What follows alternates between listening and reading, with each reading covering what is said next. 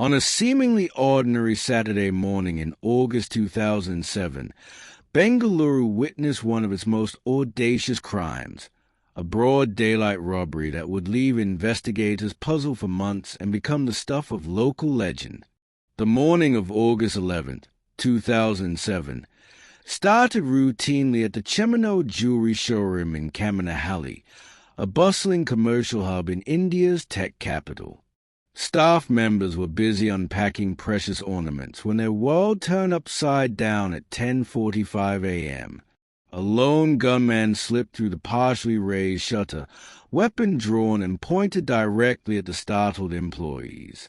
Within moments, 5 accomplices materialized behind him, each armed and ready. The staff found themselves herded into the locker room like cattle, their phones confiscated to prevent any desperate calls for help. What followed was a masterclass in organized crime. The robbers communicated seamlessly in a polyglot mix of Kannada, Tamil, Hindi, and English, a linguistic sophistication that hinted at their diverse backgrounds.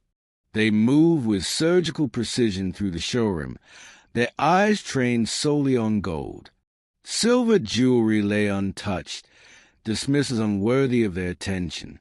In a display of brazen confidence, the criminals made no attempt to close the shop's front shutter, conducting their business in full view of the street. Their only concession to stealth came at the end, systematically destroying 4 CCTV cameras before making their escape in a nondescript gray Tata Indica. The gang's haul was breathtaking in its scale, over 36 kilograms of pure gold jewelry and 3 Indian rupees locked in cash. In 2007 terms, they had walked away with 4 Indian rupees crore worth of precious metal. By today's gold prices, that same loot would command over 34 Indian rupees crore, making it arguably Bengaluru's most expensive daylight robbery. Despite having CCTV footage of the entire operation, investigators found themselves hitting wall after wall. The technology of 2007, primitive by today's standards, couldn't provide the clarity needed to identify the masked perpetrators. The case seemed destined to join the ranks of unsolved crimes. Sometimes the most complex puzzles are solved by the simplest coincidences. The breakthrough in Bengaluru's gold heist case came not from forensic analysis or investigative brilliance, but from an entirely separate murder investigation 350 kilometers away in coastal Bengaluru. On July 30th, 2007, just 12 days before the jewelry store robbery, real estate businessman Subayo was gunned down in Bengaluru. Police Inspector Jayant Vasudev Shetty, investigating the murder, received intelligence linking a man named Umesh Shetty to the killing. When investigators analyzed phone records, they discovered something remarkable. Umesh Mobile had pinged towers in Bengaluru during the murder and in Kaminahalli on the exact day of the gold heist. The dots were finally connecting. By the time police identified Umesh as a person of interest, he had vanished. Investigators pivoted to his known associate, Prakash, employing an ingenious strategy that could have come from a Bollywood thriller. A female constable assumed the role of a love-struck admirer, convincing Prakash to meet her for a romantic rendezvous. When he arrived for what he thought was a date, handcuffs awaited instead. Under interrogation, Prakash revealed crucial intelligence. Umesh was a passionate cricket fan and compulsive gambler. Armed with this knowledge, police tracked Umesh to a local cricket tournament. The man who had terrorized Bengaluru's jewelry district proved far less intimidating in person. He was portrayed as a don, Inspector Jayant later recalled, but when we nabbed him, he urinated in his pants. Umesh's arrest proved to be the master key that unlocked the entire conspiracy. Hidden in a relative's refrigerator, an oddly domestic hiding place for such valuable contraband, investigators recovered 5 kilograms of stolen gold.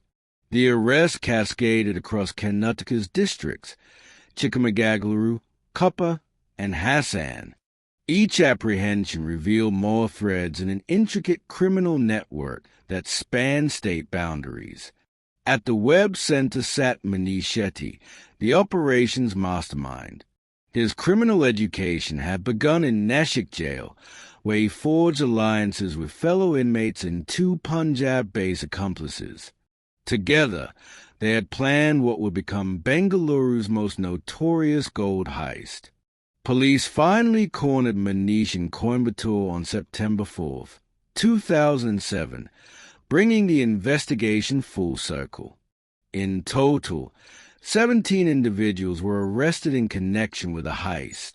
Charge sheets were filed with meticulous detail, but the Indian justice system's wheels ground slowly. All defendants secured bail and walked free pending trial.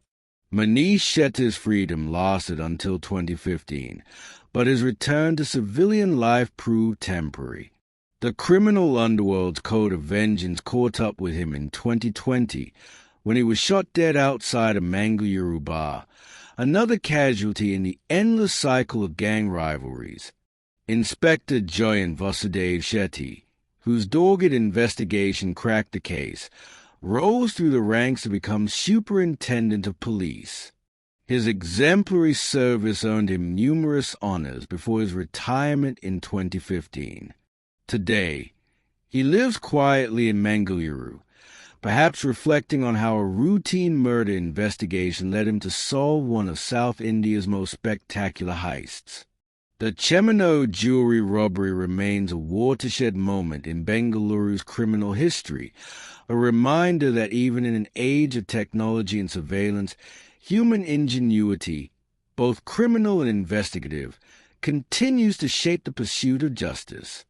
The story serves as a testament to the patient detective work that sometimes takes years to bear fruit, proving that in law enforcement, persistence often trumps technology.